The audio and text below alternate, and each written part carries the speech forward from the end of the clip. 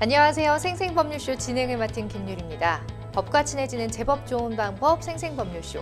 오늘도 크고 작은 법률 문제로 어려움을 겪고 있는 여러분들을 위한 법률 상담은 물론이고요. 또 세상을 들썩이게 하는 이슈들을 법적으로 풀어보는 법률 이슈 토크까지 준비가 되어 있습니다. 자, 법률과 관련해서 궁금한 내용 있으신 분들은 상담 전화 0257-8295번으로 전화 주시거나 저희 법률방송 홈페이지에 접속한 후에 법률 상담에 문의 남겨주셔도 되고요. 또 아래 하단으로 나가고 있는 이메일로 이메일 보내주셔도 됩니다. 자, 여러분의 많은 참여 바랍니다. 각 분야의 전문 변호사가 무료로 성심성의껏 상담 도와드릴게요.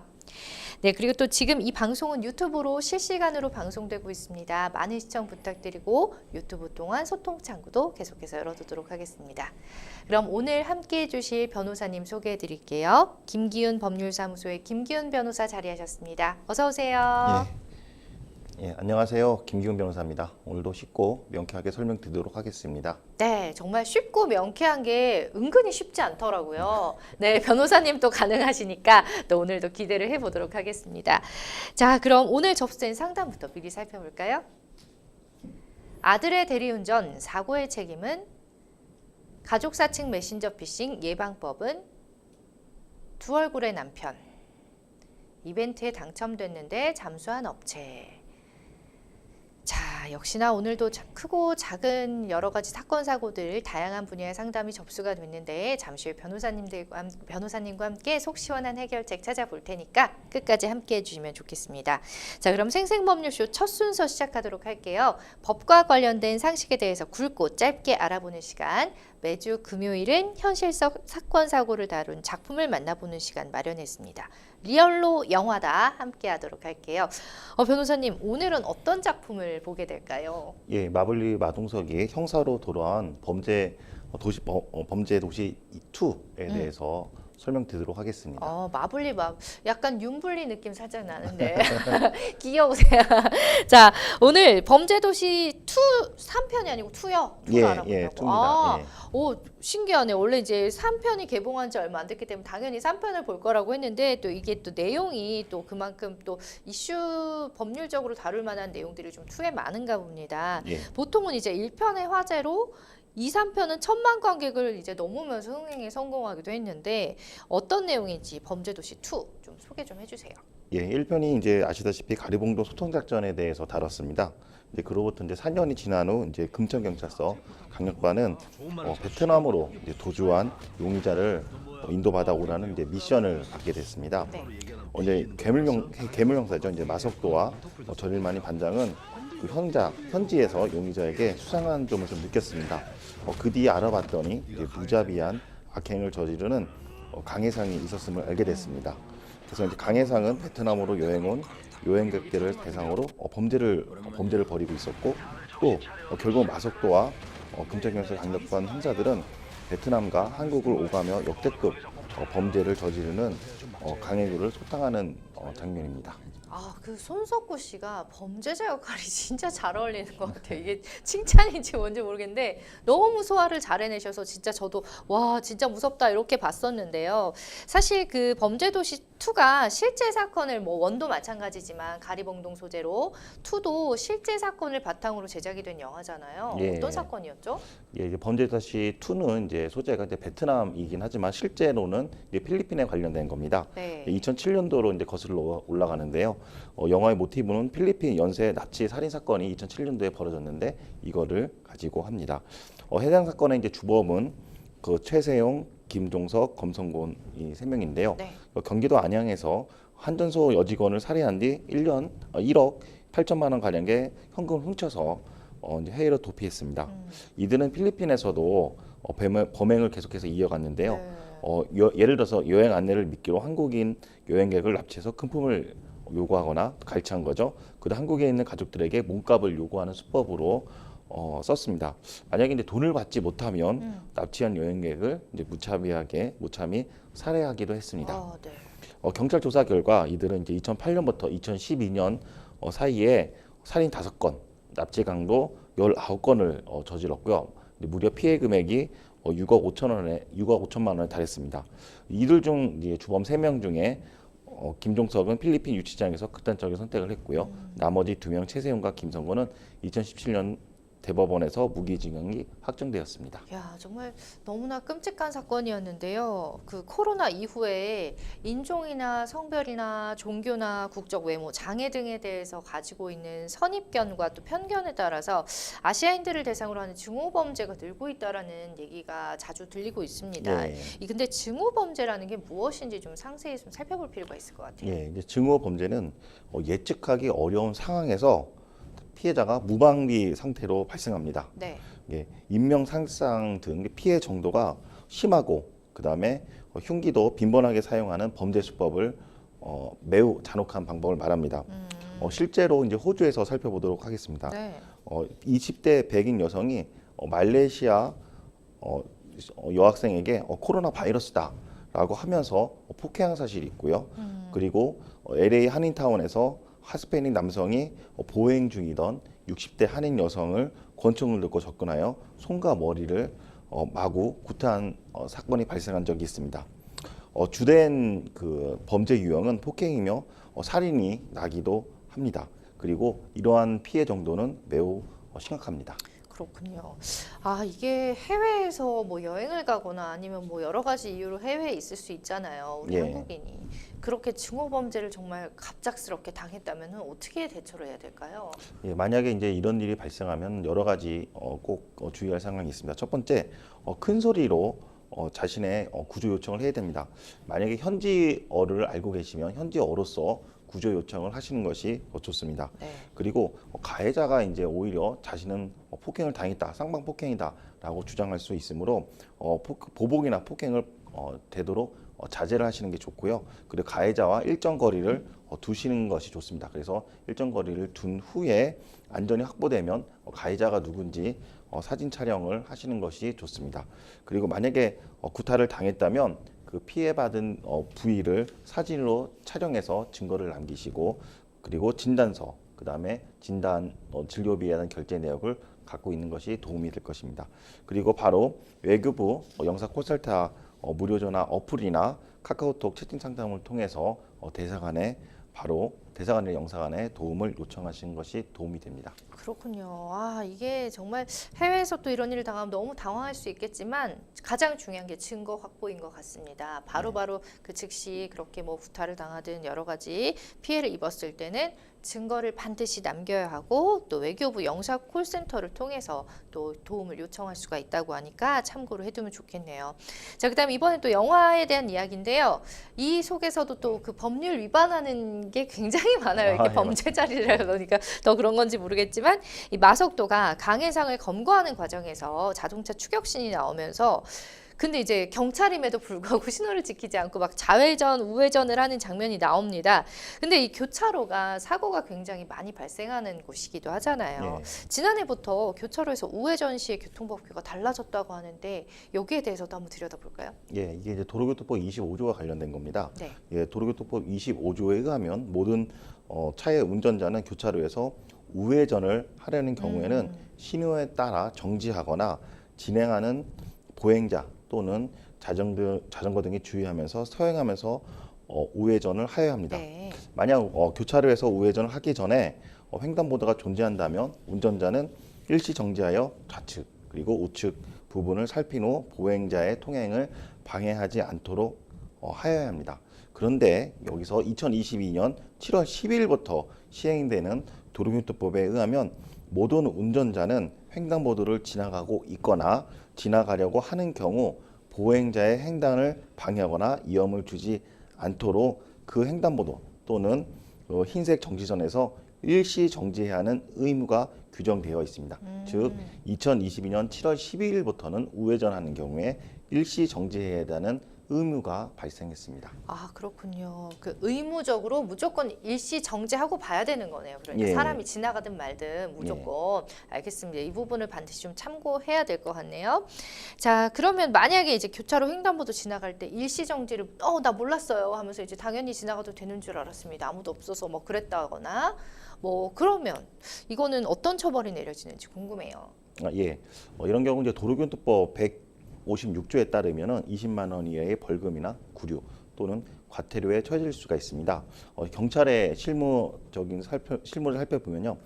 정방 신호가 녹색이고 우회전 횡단 보도가 신호가 녹색인 경우 차량이 일시정지하지 않고 보행자가 지나가는 횡단보도에 진입하게 되면은 벌금 6만 원과 그다음에 벌점 10점이 부과되고 또 마찬가지로 전방의 신호가 적색인 상태에서 횡단보도 신호가 녹색인 경우 역시 차량이 일시정지하지 않고 지나간다면 원칙금 6만 원과 벌점 10점에 부과한다고 되어 있습니다. 그렇군요. 이게 법률적으로 이제 이렇게 해석하기 또 나름일 수도 있어서 좀 애매한 부분이 있는데요. 많은 분들이 이제 무조건 횡단보도를 지나갈 때 일시정지를 해야 하는 건가? 이 부분에 대해서 많이들 좀 헷갈려 하시더라고요. 네. 예, 현재까지는 이제 횡단보도를 건너는 사람이 없으면 보행신호등이 더 초록불이라 하더라도 횡단보도를 건너는 사람이 없으면 자동차는 서행하며 통과할 수가 있었습니다. 아, 그렇죠. 예, 근데 이제 작년 7월 10일부터는 일시정지 의무가 규정되어 있습니다. 이 도로교통법에 따르면은 초록색 보행신호등의 횡단보도 위에 보행자가 없더라도 횡단보도 옆에 있는 사람이 있다면 차를 무조건 일시정지하고 안전을 확인하고 운행하여야 합니다. 있든 없든 간에 일단은 일시 정지하고 본다 이렇게 생각하면 되겠네요. 그죠? 예, 맞습니다. 그게 이제 뭐 과태료도 그렇지만 사고를 막는 또 지름길이 아닐까 싶습니다. 이 점 잘 유념해 두시고요. 자, 지금까지 실화를 바탕으로 영화가 된 작품분들을 만나보는 리얼로 영화다 만나봤습니다. 여러분은 지금 생생법률쇼를 함께하고 계십니다. 쉽사리 해결되지 않는 법률 문제를 끌어안고 있다면 지금 생생법률쇼와 함께하시죠. 법률 고민이 해결되는 가장 쉬운 방법을 소개해드릴게요. 첫째, 02-557-8295로 전화를 한다. 둘째, 법률방송 홈페이지에 접속해서 법률상담 게시판에 문의를 남긴다. 셋째, 지금 화면에 나오고 있는 이메일 주소로 사연과 연락처를 보낸다. 생생법률쇼가 자랑하는 각 분야의 전문 변호사가 여러분의 더부룩한 속을 뻥 뚫어드립니다. 속 시원한 스파클링 상담 프로그램 생생법률쇼. 지금 바로 전화 주세요. 네, 이번에는 법률 상담 또 전화 상담 연결이 돼 있다고 해서 바로 받아보도록 하겠습니다. 여보세요? 네, 여보세요? 네, 안녕하세요. 네, 안녕하세요. 네, 어떤 점이 궁금해서 전화 주셨나요? 저희 이제 아들이 네. 지인들과 함께 저녁 식사를 하러 지금 나갔었어요. 예. 네, 차주와 동승자들이 이제 그 저녁 식사와 함께 술을 마셨는데, 네. 그러니까 저희 아들은 술을 마시지 못해요. 그래서 저희 아들한테 그 대리운전을 그러니까 자기 차를 대신 운전을 해달라고 차량 이동을 부탁을 했어요. 예, 지인분이요. 네, 네. 지인 차를. 근데 네. 이제 저희 아들이 이제 그 차를 운전을 하다가 빨간불 신호를 미처 확인을 못하고 네. 운전을 하다 사고가 났거든요. 네네. 그런데 이제 이게 저는 처음 운전인 줄 알았더니 이게 아니라 이 사람 부탁으로 몇 번 이 차를 운전을 했었나 봐요. 네. 그러니까 그 전에 자기는 이 차 운전을 사고 나면 자기가 책임진다고 그러니까 한 두세 번 부탁을 했었나 봐요. 처음에는 이 말을 했었대요. 예. 근데 두세 번 부탁을 하니까 이런 말을 안 했고, 음. 그다음에 지금 이제 사고가 나니까 발뺌을 하고 있는데, 네. 저희가 이제 어디까지 책임을 져야 되고 어디까지 배상을 해야 되며, 예. 그다음에 이제 저희 아들 같은 경우는 지금 현재 만 19세거든요. 네. 그리고 이제 면허를 취득한 지 6개월밖에 안 돼 초보이고, 어. 현재 초보인 걸 알고, 그리고 이제 저희 아이가 어린데도 불구하고 운전을 시킨 이 상대방은 네. 이제 이 상대방 이제 차를 이제 고쳐야 되잖아요. 네. 근데 이 차 감정을 그 사람 매형이 해줬어요. 그러니까 자기 차는 폐차를 해야 된다고 하는데 네. 폐차를 하게 되면 저희가 어느 정도 선까지 물어줘야 되고, 그다음에 이 차주는 책임이 하나도 없이 다 우리 아들이 가해자니까 우리 아들이 다 책임을 져야 되는 건지 좀 법적으로 좀 정확히 알고 싶어서요. 예, 일단 전화 잘 주셨고 너무 마음이 심란하실 것 같습니다. 지금 아드님 문제로 이렇게 전화를 주셨는데 일단 뭐 정리를 해보자면 지금 아드님께서 지인하고 그러니까 지인의 부탁으로 대리운전을 했는데 그 신호 위반이 또 있었고 또 사고가 네. 나는 바람에 둘 다 이제 폐차를 하고 뭐 지금 보험 처리가 지금 안 돼 있는 상황이잖아요. 아드님이 아예, 남의 차를 네, 운전했으니까. 네. 그죠? 이런 좀 난감한 상황에서 어떤 정도로 이제 법적인 처벌을 받던지 아니면은 뭐 조금 도움을 받을 수 있을지 궁금하신 것 같은데요. 지금 네. 옆에 김기훈 변호사님 나와 계시니까 바로 연결해서 좀 상담 나눠볼게요. 네. 네. 예, 안녕하세요. 김기훈 변호사입니다. 네, 안녕하세요. 예, 이 보험 대해서 좀 여쭤볼게요. 네. 아들분은 지금 이 운전자 보험은 가입되어 있죠? 네, 운전자 보험은 현재 가입되어 있어요. 아, 그러면 그 차에 대해서 네. 자동차 보험이 네. 그 아들은 그러니까 모든 운전자가 아니라 이렇게 한정돼서 그 차주만 이렇게 한정돼서 네, 차주만 되게 돼 있대요. 그 차주가 예, 너무 사고를 많이 내가지고 예. 그 차량 보상을 해줄 수가 없는 상태라고 하더라고요. 아, 네, 보험이 있는데 1인 보험이고.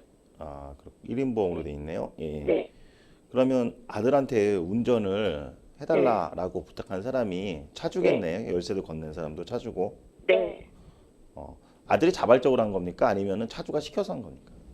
그러니까 차주가 이제 저녁 식사 이게 무슨 그러니까 저희 아들이 이제 만 19세니까 이제 20살이잖아요. 지금 나이가 그러니까 이 차주랑 같이 밥을 먹으러 간 사람들은 다 25세 한 3, 40대 이렇게 되는 이제 연령층이신 거예요. 그러니까 이 사람들이 우리 아들한테 야, 우리 저녁 먹으러 갈 건데 같이 먹으러 가자. 나 술 마실 거니까 네가 대신 운전해줘. 대신 내가 밥값은 네 거 내가 낼게. 이런 식으로 말을 했대요. 그러니까 저는 저녁 식사만 먹으러 가는 건 줄 알았더니 이 사람들이 자기네들끼리 이제 얘기가 오간 거예요. 그렇게. 지금 영상이 네. 나오는데 한번 영상 좀 확인해 보고 같이 네. 보시죠. 예. 아이고, 사고가 정말 크게 났네요. 네. 예, 아이고. 네, 지금 검은 차가 지금 아드님께서 운전하신 차량인가요? 아니, 빨간 차가. 네네. 예. 자, 영상을 한번 다시 한번 네, 한 번만 더 다시 보고 자세히 좀 얘기를 나눠보도록 하겠습니다. 일단 빨간 차가 지금 아드님께서 저기 앞에 차가 운전한 차고 뒤에 블랙박스로 확보하신 상황이네요. 예, 지금 빨간불인데 그냥 이렇게 달리다가 저쪽에서 이제 파란불에 전속력으로 달리는 검정차와 부딪힌 그런 지금 상황입니다. 어쨌든 이게 지금 명백한 신호 위반이긴 해서 조금 신호 위반이면 또 중과실에 또 들어가지 않습니까? 이게 어떻게 해야 될까요, 변호사님? 예. 네네. 그 차량 운전한 게 그 차주가 네. 부탁을 한 거예요? 아니 아들이 자발적으로 한 겁니까? 부탁한 거예요. 부탁을 했어요? 네. 그럼 같은 나이가 같습니까? 어떻게 형입니까? 어떻게? 형이에요. 제가 알기로는 예. 그러니까 저희가 24, 5이라고 들었으니까 아마 만 나이로는 23, 4 군대도 갔다 왔고요. 군대 갔다 오고. 그러면 그 술자리는 몇 명이서 같이 있었어요? 총 인원이 6명에서 8명인데 지금 이 차주가 2대로 갔대요. 예. 그러니까 한 대는 차주가 술을 다른 차량은 차주가 술을 안 먹고 자기가 운전을 한 거고 그 뒷차가 블랙박스를 제보해준 차량이 그 일행이고 그리고 우리 지금 아들이 운전한 차량에서도 이제 우리 아들과 차주 포함 4명이 있었던 거예요. 그럼 블랙박스 촬영한 그 차가 같이 일행한 네, 일행이에요. 일행이고. 예. 네. 네. 보통 이제 대리운전 같은 경우는 보험 처리가 되잖아요. 등록이 되어 있죠. 예. 그런데 이 경우는 사실 그 보험도 되어 있지 않고 뭐 여러 가지로 지금 굉장히 복잡한 상황인 것 같긴 합니다. 예. 예. 그러면 지금 이 사고가 발생했잖아요. 네. 그럼 차량은 지금 폐차해야 된다고 하나요? 수리가 가능하다고 하나요? 어떻게 있죠? 우선은 저희 아들이 운전한 차량은 예. 감장을 매형이라는 분이 해주셨는데 그 차주 매형이 예. 해주셨는데 뭐 프레임이 나가서 폐차를 해야 된다고 그분이 얘기해 주신 거고 새롭게 그다음에- 구입해야 된다는 얘기시네요. 예. 네 그리고 상대방 차량은 이제 정비소에 들어가서 정비소에서 이 지금 중고차 시세에 맞춰서 원래 그 폐차를 할 건지 차를 고칠 건지가 정해진다고 하더라고요. 근데 중고차 시세가 170만 원대인데 고치는 값이 그것보다 더 나와서 폐차를 하기로 했어요. 아, 그렇군요. 네. 그렇게 되고 그다음에 지금 타고 있는 차에 그 아들이 운전하는 차에는 네. 그 차주하고 또 누가 몇 명 더 타고 있었나요? 뒷차석에 2명. 아, 그럼 총 4명이 타고 있었네요. 네. 그러면 아들도 다쳤고 그 네. 보조석에 있거나 뒤에 있는 사람들 3명 다쳤죠? 네. 다 병원에 입원했나요? 아니요, 병원은 아무도 안 갔어요. 아, 병원은 3명은 아무도 안 가고. 네. 한 분은 병원을 가시긴 했는데, 예. 그분이 이제 기저질환이 허리가 있으셨어요. 예. 이제 그걸로 이제 금 렌즈까지 받을 정도로 허리가 안 좋으신 분이 우리 아들 차에 타고 계셨는데 그분이 이제 허리 통증을 호소하셔가지고 병원은 가셨는데 뭐 따로 치료는 더 이상 안 받으시고요. 이거 상대방 차량은요? 상대방 차량은 한 분 타고 계셨고 지금 현재 병원에 계세요. 아, 병원에 있고요. 네. 아, 그쪽도 한 명인가요? 상대방 차량은? 네. 그럼 지금 상담하시는 분이 걱정하시는 게 지금 네. 이제 보상을 어떻게 해야 되는지, 왜 내가 아들이 다 보상해야 되냐, 이런 취지로 좀 말씀을 하시긴 했거든요. 보상도 보상이지만 예. 저희 아들의 단독적으로 다 모든 걸 물어내야 되는 건지 정말 차주는 아무 잘못이 없는 건지 아, 그게 예. 그럼 좀- 잘못이 없다는 게 민사적으로 잘못 없다는 겁니까? 형사적으로 잘못 없다는 게 좀 궁금하신가요? 우선은 책임을 저희 아들만 지는 게 민사든 형사든 저희 아들만 지는 게 맞는 건지 아니면은 같이 그 차주도 같이 지고 저희가 차주한테 배상할 건 배상하지만 그 차주도 같이 뭐 상대방 차량에 대해서 배상할 건 같이 배상할 수 있는 건지 아니면 저희 아들이 운전을 했고 신호를 못 본 거기 때문에 저희 아들이 단독적으로 보상을 해야 되는 건지. 아, 예. 네. 그 제가 좀 형사 책임에 대해서 먼저 말씀드리겠습니다. 네.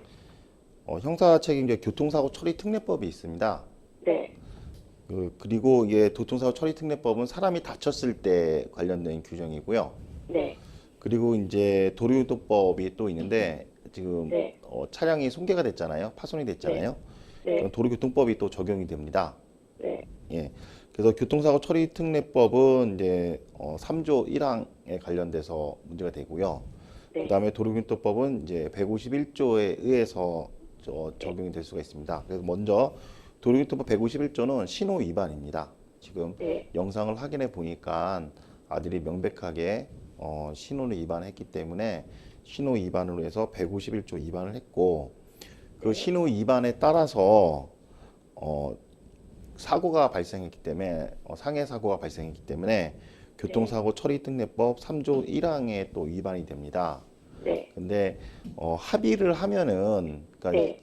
우리가 이제 자동차에서 12대 중과실이라고 하는데 네. 12대 중과실에 포함 12대 중과실이 아닌 사고의 경우에 합의를 하면 처벌이 안 돼요. 네. 근데 12대 중과실에 들어간 사고일 경우에는 네. 합의에 상관없이 처벌이 됩니다. 그러면 네. 예, 12대 중과실이 뭔지가 되게 엄청 중요하잖아요. 네. 예, 그거에 대해서 3조 도로교통법 3조 2의 2항 각 호에 12개가 규정되어 있는데 그 중에서 신호 위반이 규정되어 있어요. 즉 네. 신호 위반으로 사고 난 경우에는 12대 중과실로 사고 난 거를 보기 때문에 합의를 하더라도 네. 도로교통법 교통사고 처리 특례법 위반이 됩니다. 그리고 네. 그거에 따라서 처벌받는 거는 어쩔 수가 없을 것 같아요. 네. 그런데 그럼 초범이고 아까 네. 말씀하신 것처럼 운전면허가 6개월밖에 되지 않았다 하더라도 네. 신호 위반한 건 맞고 그거로 따라서 사람이 입원도 하고 그다음에 네. 지금 물리치료도 받고 있고 통원치료를 받고 있기 때문에 네. 교통사고 처리 특례법에 처벌되는 건 피할 수가 없습니다. 그리고 민사에 대해서 좀 말씀드리겠습니다. 이제 민사에 대해서는 지금 보험 처리가 안 되기 때문에 네. 차량과 그다음에 네. 치료가 두 가지가 지금 문제가 되는 거죠. 네. 예. 차량에 대해서는 지금 상대방 차량도 문제가 되고 있고, 그 다음에 운전한 차량도 문제가 되고 있고, 다친 것도 상대방도 문제되고 있고, 같이 동승한 사람도 문제가 될 겁니다. 네. 예. 여기에서 제가 좀 말씀드리고 싶은 판례가 있는데, 그 호의 동승에 관한 판례가 있습니다. 네. 예. 호의 동승에 관한 판례를 살펴보면은 대법원 판례입니다. 그 사건 번호를 한번 꼭 기억해 두시고요. 1989년 1월 31일 87다카 1090 판결입니다. 네. 이 판결에 따르면은 그 호의 동승자 같은 경우에는 책임을 완전히 면책하진 않다 하더라도 감경해 줄 수 있다라고 하는 법리가 있는 판례입니다. 그래서 그 판례를 보면은 운행의 목적, 그 다음에 동승자와 그 운행자 사이의 인적 관계, 그 다음에 피해자가 차량에 동승하게 된 경위, 그 다음에 운전하게 된 거에 대한 대가를 받았는지 여부, 이런 것들을 따라 가지고 배상액을 감경해 주겠다라고 하는 판례입니다.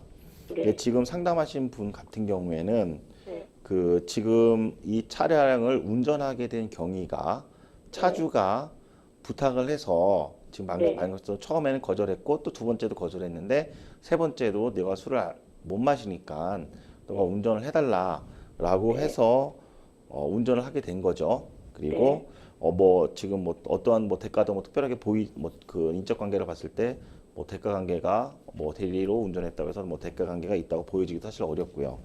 그래서 지금 호의 동승 판례로 인해서 그 같이 차주에 대한 차량 손해, 그 다음에 차주가 입은 손해배상에 대해서 감경을 좀 주장할 수가 있어 보입니다. 예, 그래서 만약에 차주가 그 자동차 손해가 500만 원이었다 그러면 500만 원을 온전히 다 배상하는 게 아니라 금액을 좀 깎아서 배상해 줄 여지가 충분히 있습니다. 근데 이거는 호의 동승자에 대한 관련된 판례고 상대방 차량 있잖아요. 상대방 차량한테는 별개의 문제입니다. 예, 그쪽에는 그 호의 동승한 사람이 아니잖아요. 상대 피해 차량은. 그래서 그쪽은 이 판례를 적용할 수가 없습니다. 그래서 그렇지만 지금 아들분께서 어쨌든 간에 교통사고 처리 특례법 위반, 도로교통법 위반으로 아마 그 재판까지 갈 여지가 매우 높습니다. 그래서 형사재판을 갈 수밖에 없는 상황에 놓였는데요. 이럴 경우에 같이 타고 있던 그 호의 동승자 분들한테 형사 합의서를 받아서 경찰서나 아니면 검찰 아니면 재판 받는 중이면 법원에 제출하시면 도움이 되고요. 그 다음에 특히 그 피해 차량, 상대방 차량이죠. 상대방 차량의 운전자가 지금 한 명이라고 했으니까 그 사람하고 합의하는 것도 많이 중요합니다. 그래서 그 사람하고도 형사 합의 또 민사 합의를 하셔가지고 꼭 요 합의서나 탄원서도 좋습니다. 이거를 경찰서나 검찰 또는 형사 재판하는 법원에 제출하시면은 또 많이 도움이 될 것 같습니다. 제가 결론을 말씀드리면 형사적으로는 어쩔 수가 없는데 처벌 수위를 낮추려면 합의서를 꼭 제출하시고요. 그다음 민사로도 상대 차량에 대해서는 온전히 배상을 해줘야 되지만 지금 같이 탄 호의 동승자와 호의 동승 그 운전한 차량에 대해서는 지금 제가 말씀드린 대법원 판례를 꼭 기억하셔갖고 주장하시면 피해 보상할 수 있는 액을 감경할 수 있을 것으로 보여집니다. 네, 추가로 또 궁금한 점 있으신가요? 너무 걱정되고 떨리고 맞아요. 생각이 마음이 너무 복잡해서. 특히 또 아드님과 관련된 문제라서 너무 마음이 힘드실 것 같습니다. 참, 어떻게 위로를 드려야 될지 모르겠지만 어쨌든 법적으로는 이럴 때일수록 또 이성을 딱 차리시고 조금이라도 좀 처벌을 감할 수 있는 방법을 좀 모색을 하셔야 될 것 같아요. 일단은 지금 상대방에게 형사 민사 합의를 시도하시거나 탄원서를 받아두시는 게 많은 도움이 된다고 하셨고요. 또 그다음 호의 동승자의 경우에 이제 감경해 줄 수 있는 판례까지도 말씀해 주셨으니까 하나하나 다 기억하셔서 하셨다 잘 적응해서 조금이나마 좀 감경이 되셨으면 예, 좋겠습니다. 하나 더 말씀드리겠습니다. 예. 지금 방금 전에 놓친 게 하나가 있는데 운전자 보험에 가입하셨다고 했거든요. 네네. 운전자 보험은 형사 합의금을 지원해 줄 수가 있을 겁니다. 네네. 그래서 운전자 보험 회사에 연락을 하셔가지고 네. 내가 형사 합의금을 얼마까지 지원해 줄 수 있는지 네. 문의해 보세요. 아, 네, 알겠습니다. 예, 그리고 네. 운전자 보험회사에서 그 또 운전자 보험은 그 형사 재판 받을 때 공소 제기가 된다고 하면은 그 변호사 비용도 지원해 주거든요. 그래서 그거를 그 보험회사에 연락하셔갖고 형사 합의금은 얼마까지 지원해 줄 수 있는지, 그 다음에 재판 받을 때 변호사 비용 얼마까지 지원해 줄 수 있는지 꼭 체크하셔가지고 좀 경제적으로 많이 부담을 덜었으면 좋겠습니다. 아, 네, 알겠습니다. 감사합니다. 예, 고맙습니다. 아유, 그래도 운전자 보험이라도 가입이 되어 있어서 그나마 좀 다행이라고 예. 할까요? 어쨌든 진짜 어머니의 마음이 얼마나 아프고 찢어지실지 참 저도 참 가슴이 아팠는데요. 자, 이번에는 또 법률방송 이메일을 통해서 들어온 여러분의 고민 해결해 보겠습니다. 며칠 전 저를 사칭한 누군가가 카톡 계정으로 가족들과 지인들에게 메시지를 보내는 사건이 있었는데요. 처음엔 안부를 묻는 척하더니 휴대폰 수리 중이라고 하면서 돈을 입금해달라고 했다는 겁니다. 다행히 이를 수상히 여긴 가족들과 친구 몇몇은 저에게 바로 전화를 걸어 피해를 막을 수 있었는데요. 아무래도 저의 개인정보가 유출된 것 같은데 저를 사칭하고 다니는 계정 때문에 누군가 금전적인 피해를 당할까 걱정이 됩니다. 이런 일이 처음이기도 하고 현재 금전적 피해가 없는 상태라 경찰에 신고를 하면 조치가 가능한지 궁금합니다. 저는 앞으로 어떤 조치를 취해야 할까요? 라는 사연입니다. 아니 아직도 이런 카톡으로 이런 수법을 고전적인 수법을 쓰는 사람이 있다니요. 아유 참 저도 이런 경우 몇 번 당했어요. 그 부모님이 깜짝 놀라서 연락이 오신 적이 있는데 이거는 약간 조금 많이 알려진 수법이다 보니까 그나마 조금 보이스피싱이구나 생각하시는 분들도 있지만 또 처음 겪다 보면 너무 당황스러우실 수밖에 없는 상황인 것 같습니다. 이렇게 가족을 사칭해서 문자로 피싱 피해 당한 경우 되게 많죠. 가족이기 때문에 또 깜빡 속아 넘어가는 것 같아요. 예, 그런 경우가 상당히 예. 많이 있습니다. 저도 뭐 그런 사례가 있습니다. 변호사님도 예, 제 딸이 핸드폰을 잊어버려서 임시번호를 음. 받았다고 해서 네네. 저한테 그 문자를 보낸 적이 있는데 그래서 네. 딸한테 바로 전화를 했죠. 네.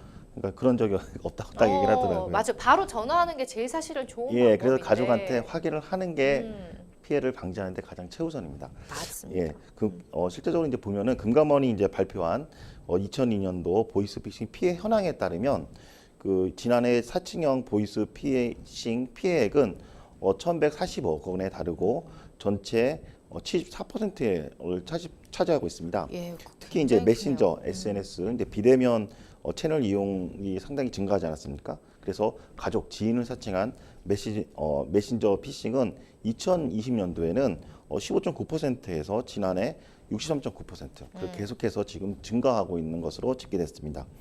그리고 안내매 2023년 2분기 피싱 문자 분석 결과에 따르면 네. 정부 지원금 위장은 41.6%, 그다음에 가족 사칭은 26.4%, 택배 사칭은 22.9%, 기관 사칭은 7.6%로 가족 사칭 피싱이 두 번째로 많은 피싱 사기 유형에 해당되고 있습니다. 그렇군요. 이 문자 피싱 문자 분석 결과에 해당되는 뭐 정부 지원금 위장, 가족 사칭, 택배 사칭, 기관 사칭 다 받아본 거예요, 제가. 그러니까 얼마나 전 국민에게 많이 이런 피싱이 문자가 간다는 건지 제가 이렇게 많이 받았을 정도면 자 이렇게 피싱 문자의 종류도 참 다양한데 가족을 사칭하는 피싱 우리 변호사님도 문자를 받으셨다고 했지만 주로 어떤 식으로 이루어질까요? 예, 자녀를 사칭해서 이제 스마트폰이 고장나 임시폰과 임시번호를 받았다. 네. 라고 하는 경우가 가장 많고요. 예. 근데 당장은 통화가 안 되니 이제 문자를 보는 즉시 답장을 해달라라는 걸로 전송합니다.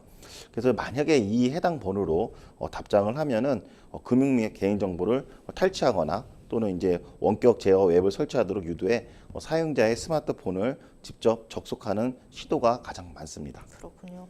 아니 요즘에는 또 피해자가 돈을 뺏기는 거에 그치는 게 아니라 거액의 대출까지 떠안게 되는 사례도 있다고 하는데 이처럼 정말 날로 진화하는 피싱 사기를 막을 수 있는 법률적인 장치는 없는 걸까요?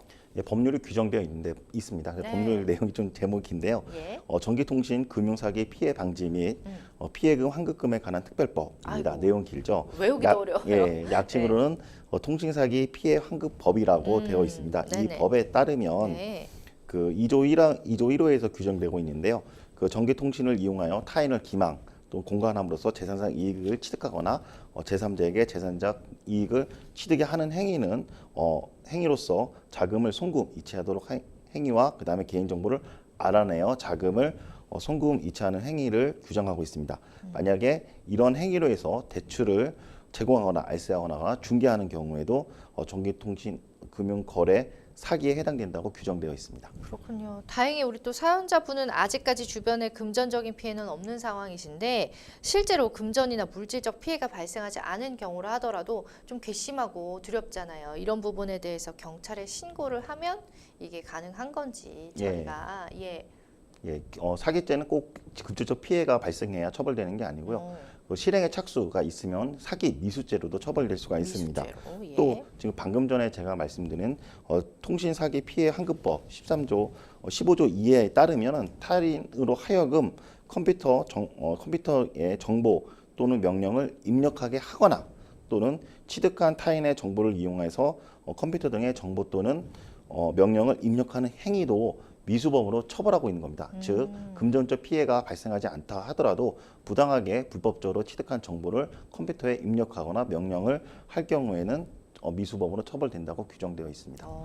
그 지금 상황으로 보면 이제 2차 피해가 발생 우려가 상당히 보입니다. 만약에 이제 가족을 사칭한 사기범에게 속아서 금융거래 정보를 넘기거나 혹은 악성 앱을 설치한다면 즉시 어떤 조치를 취해야 할까요? 예, 그 정보를 입력한 금융회사에 전화를 해서 보이스피싱으로 인한 그 지급 정지를 바로 요청하는 것이 가장 지급 중요합니다. 정지. 예. 그리고 주의할 것은 이제 악성 앱을 깔았을 경우입니다. 악성 앱을 깔다 하더라도 모든 그 전화를 통해서 전화를 하면 그 사기범한테 연결될 수 있도록 악성 앱을 까는 경우가 많이 있습니다.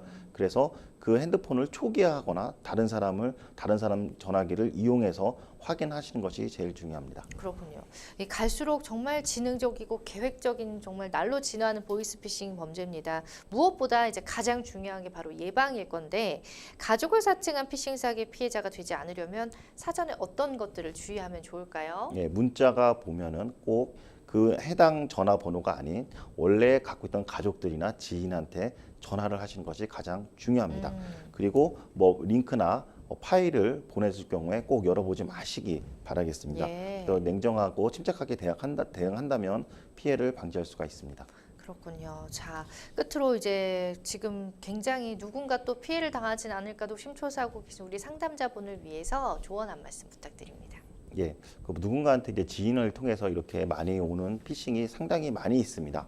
지금 기관에서도 올 수도 있고요. 그다음에 지인일 수도 있고요. 그다음에 자기가 가입한 통신사라든가 광고회사, 택배회사 여러 가지 유형이 많이 있습니다. 꼭 당사자한테 확인하셔가지고 피해가 없도록 하시는 것이 제일 중요합니다. 네, 일단 좀 뭐 지인이나 이런 일을 당했다 그러면 홀린 듯이 바로 막 어떻게 해야 되지 막 우왕좌왕하실 텐데 이럴 때일수록 침착하게 먼저 당사자에게 확인하는 것이 제일 중요할 것 같습니다. 자, 여러분은 지금 생생법률쇼를 함께하고 계십니다. 쉽사리 해결되지 않는 법률 문제를 끌어안고 있다면 지금 생생법률쇼와 함께하시죠. 법률 고민이 해결되는 가장 쉬운 방법을 소개해드릴게요. 첫째, 02-557-8295로 전화를 한다. 둘째, 법률방송 홈페이지에 접속해서 법률상담 게시판에 문의를 남긴다. 셋째, 지금 화면에 나오고 있는 이메일 주소로 사연과 연락처를 보낸다. 생생법률쇼가 자랑하는 각 분야의 전문 변호사가 여러분의 더부룩한 속을 뻥 뚫어드립니다. 속 시원한 스파클링 상담 프로그램 생생법률쇼. 지금 바로 전화 주세요. 네, 계속해서 법률방송 이메일을 통해 들어온 여러분의 고민 또 해결해 보겠습니다. 저와 남편은 댄스 동호회에서 처음 만나 결혼한 2년차 동갑내기 부부입니다. 아직 아이는 없습니다. 저와 남편은 집안 환경이 많이 다릅니다. 저는 고등학교를 졸업하자마자 대학에 가지 않고 곧바로 직장 생활을 했고요. 저희 부모님은 중학교만 나오신 뒤 시골에서 농사를 지으며 소박하게 살아오셨죠. 반면에 남편과 시댁 어른들은 모두 대학을 졸업하셨고 경제적으로도 친정보다는 넉넉한 편입니다. 저희 신혼집도 시댁에서 전세보증금 2억 원을 지원해줘서 마련했고요. 친정에서는 예단비 700만 원을 시부모님께 드렸습니다. 저희 부모님은 아무것도 없는 집안에서 자란 저를 가족으로 맞아준 남편에게 늘 고마워하며 직접 기른 농산물을 붙여주곤 하셨죠. 그런데 얼마 전 남편의 컴퓨터를 쓰다가 우연히 남편이 인터넷 커뮤니티 사이트에 익명 게시판에 올린 글을 발견했는데요. 그 내용을 보고 까무러칠 뻔했습니다. 예단비 1,000만 원도 버거워서 빌빌거리는 집구석. 처가에 갈 때마다 비위가 상한다. 장인 장모 곁에 가면 비료 냄새가 나서 토할 것 같다. 우리 집이랑 수준 차이가 너무 나는데 불쌍한 사람 걷어주는 셈 치고 같이 살고 있다. 학력이 중졸인 못 배워먹은 집안 등 저와 저의 부모님을 비하하고 조롱하는 게시글과 댓글 수백 개를 익명으로 작성해 왔던 건데요. 그것도 무려 2년 동안이나 말이죠. 저는 너무 큰 충격을 받아서 바로 친정으로 왔고 현재 남편과 별거 중입니다. 남편은 계속 집에서 얘기를 하자면서 저를 설득하고 있는데요. 저는 이미 남편에게 모든 정이 다 떨어졌고 심지어 무섭기까지 합니다. 남편과 이혼을 하고 싶고 가능하면 명예훼손으로 고발하고 싶습니다. 그런데 평소 남편과 저는 큰 문제가 없이 잘 지내왔고 특히 남편이 저희 부모님께 깍듯하게 잘 대했습니다. 인터넷 게시글만으로 이혼 사유가 될 수 있는지 궁금합니다. 라는 굉장히 긴 사연을 보내주셨습니다. 남편이 인터넷에 어쨌든 친정을 비하하는 글을 몰래 올리고 있었던 건데 그 내용을 저도 읽으면서 굉장히 좀 마음이 두근두근하고 아팠어요. 참 남편의 이중적인 모습에 우리 상담자분께서도 정말 많은 충격을 받으셨을 것 같은데 우선 지금 남편분과 이혼을 원하고 계시는 상황인데 이 인터넷에 작성한 글 자체가 이혼 사유가 이것만으로도 가능할까요? 예, 이제 이혼 사유를 먼저 살펴봐야 됩니다. 네. 그래서 이혼 사유는 이제 민법 840조에 규정되어 있습니다. 이제 그 중에서 이제 배우자 또는 직계 존수로부터 심의 부당한 대우를 받았거나 또 사후 같은 경우에는 자기의 이제 직계 존속이 배우자로부터 심의 부당한 대우를 받았을 때 그리고 6호에 기타 혼인을 계속하기 어려운 중대한 사유가 있을 때 이런 경우로 이제 규정하고 있습니다.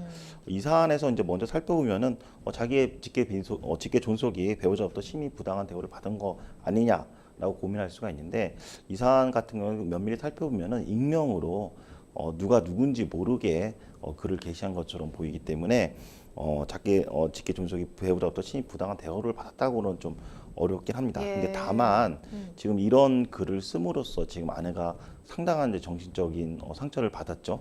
이런 걸로 인해서 혼인을 계속하기 중대한 어려운 사유가 있는 거 아니냐라고 하는 점을 이유로 이혼 사유로 삼을 수는 있을 것으로 보여집니다. 이렇게 혼인을 계속 지속하기 어려운 경우 여기에 이렇게 어떻게든 해서 이렇게 가능할 수도 있다. 아, 그렇게 보는 거군요. 근데 이제 남편이 지금 온라인상에서 욕설과 비하를 한 것과는 달리 현실에서는 다른 태도를 보이고 있어서 굉장히 좀 이중적인 모습을 보이고 있는데 이 경우에 이제 남편이 이혼에 만약에 난 동의하지 않는다 이러면은 이혼이 어려울 수도 있을까요? 어떻게 보세요? 애매하죠, 되게. 예, 이제 남편이 이제 현실적으로는 이제 잘할 수는 있지만 그거하고 별개로 이 온라인에 글 쓴 것 자체가 혼인을 유지할 수 있도록 상당히 심각한 사안으로 좀 보여지긴 합니다.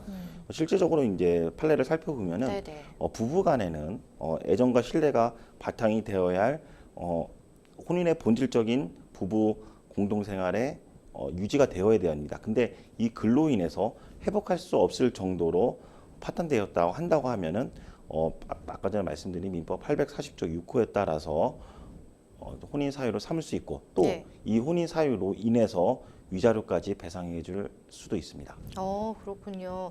그 민법에서 어쨌든 배우자로부터 심의 부당한 대우를 받았을 때 이혼이 가능하다는 내용도 있는데요. 이게 구체적으로 또 어떤 경우로 말하는지 궁금합니다. 예, 그게 이제 민법 840조 3호에 이제 규정되고 있는데요.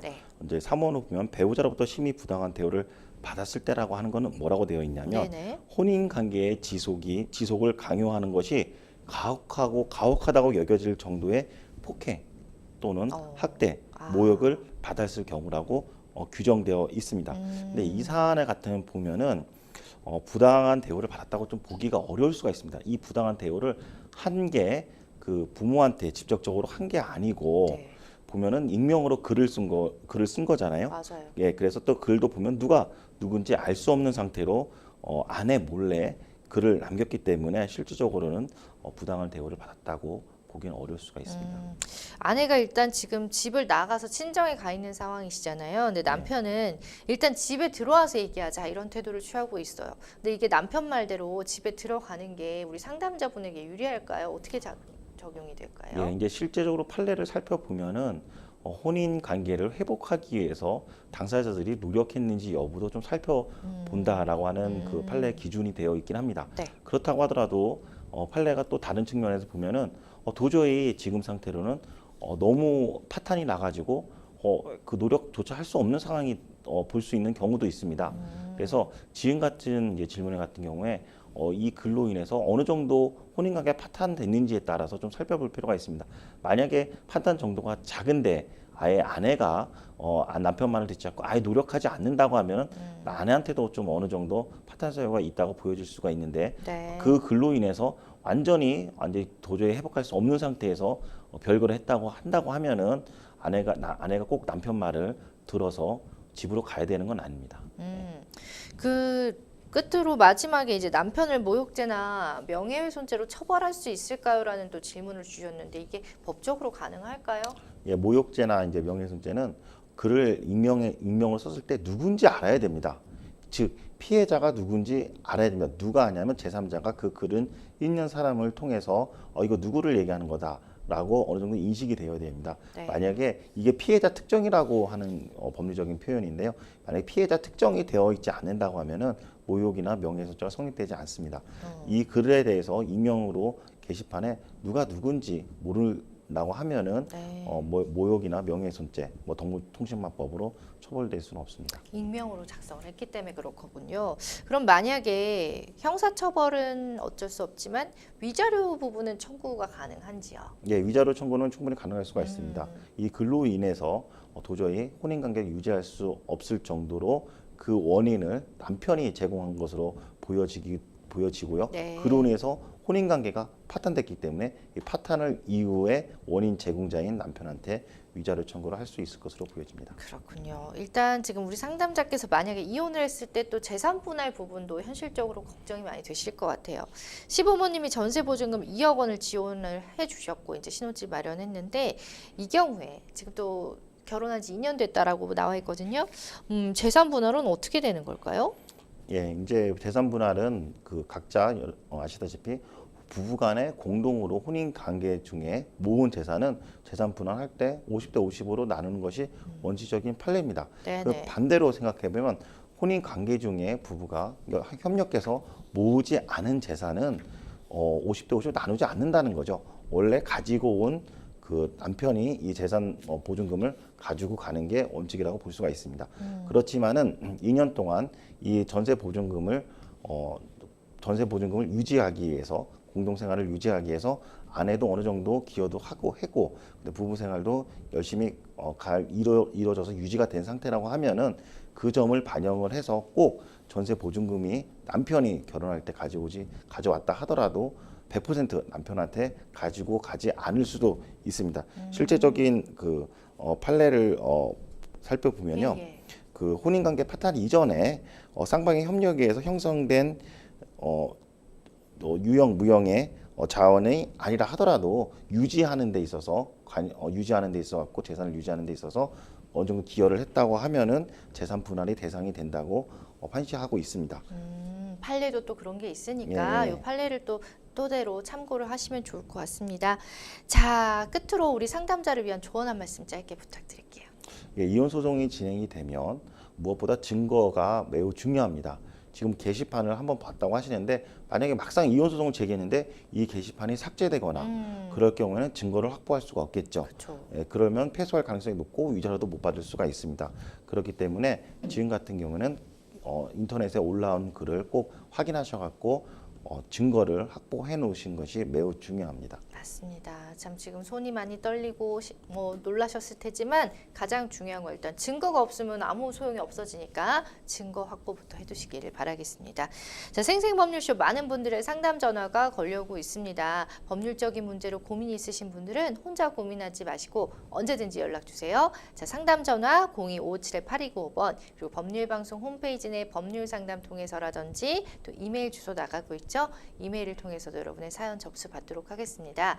각 분야의 또 전문 변호사들께서 무료로 상담 도와드릴 테니까 부담 갖지 마시고 언제든 연락 주시면 되겠습니다.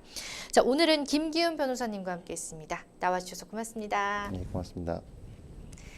네, 오늘 준비한 순서는 여기까지입니다. 시청해주셔서 고맙습니다.